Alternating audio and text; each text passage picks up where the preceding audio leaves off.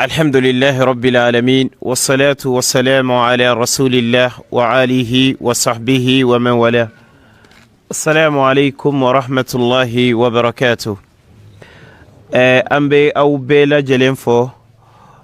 كهكتوني نوفي أي وقتي كنتلا منك سجليلا يا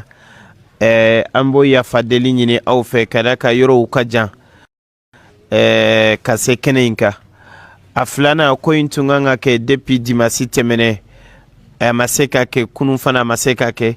alaka latige u kononana asera ka ke bide amballahu ta'ala deli abe haketo ofana kononana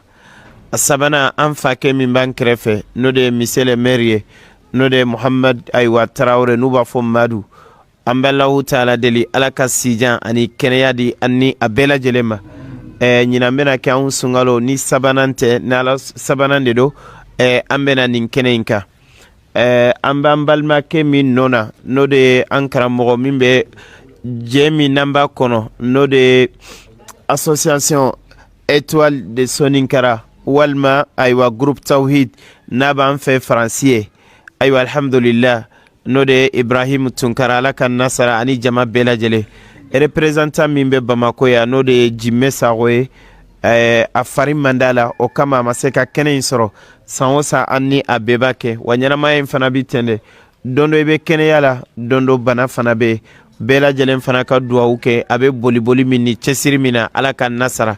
anga imamu Muhammad Tunkara ulumimbe ambolo kene inka ambe duwa ukuye alaka sijani kene yadi annu bela jelema ani ambalma ke Jibril Tunkara ale fana be kofe kana nallahu taala jenanay an fa ke yere sigilen be ne yere wolofa afana ban fe fransia anana faranka kenenka ale de sigilen fle no de jagili gakuye wala ne yere balma ke Harun Gaku ani Musa Sise nallahu taala jenana mani Almami Touré aunde nana ani nyeta 24 bagayoro aywa ale fana nana kenenka wala saka janu nunta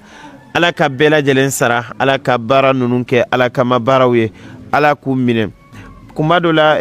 ambe video munu ni feminke la nyininte oye kadaka jon ni femingania ala bi sarani ode ala debe jon duskundo ibe bara fenfenke allah taala debe bo kalama me ina fawire bado la halamina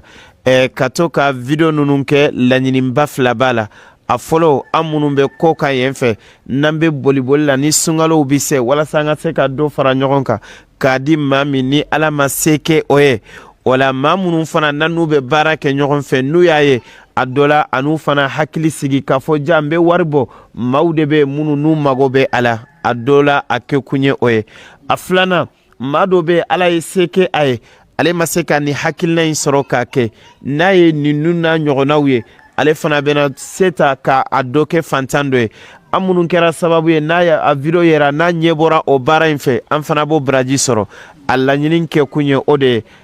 wa illa la nyinin foitala ka Allahu taala de ka jenyini wala groupe tawhidu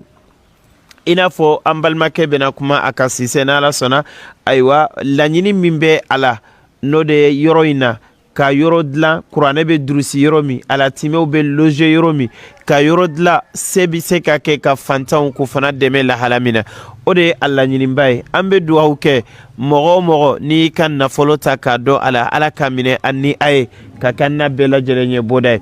ola mbena kuma datuguni maraka kanye kadaka amunu be tunga feyemfe a chaman be ute bamanangame kadaka association étoile soninkarai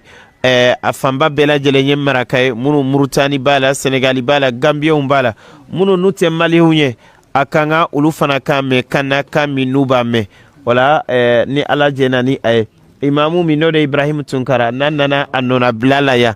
anje nyogonde do ambe be association bara o ke nyogon fe awere ka association be no de ka fantaw na la timeu ni desebarato deme ni fana be no de groupe tawhidie ni misiri ndale la covid wakati ndela sanwo alhamdulillah ni mafila sungalo worona de fleni deme umbena abe lase alhamdulillah nimbe ala ko bara ambala deli ala kan sabataka fosa ya kambwaka ya rabbal alamin mado utumbe kenenka ukumbena ukwa balo mine me nyina sayaye ulu douta utanchela ambe duwa uke alaka hinula ala ka yafa kɛ u ma n'an fana tɛ yan don min ala ka maaw fana bila minnu n'u bɛ continuer nin baara in kɛli la fo ka taa so jo dɔ ma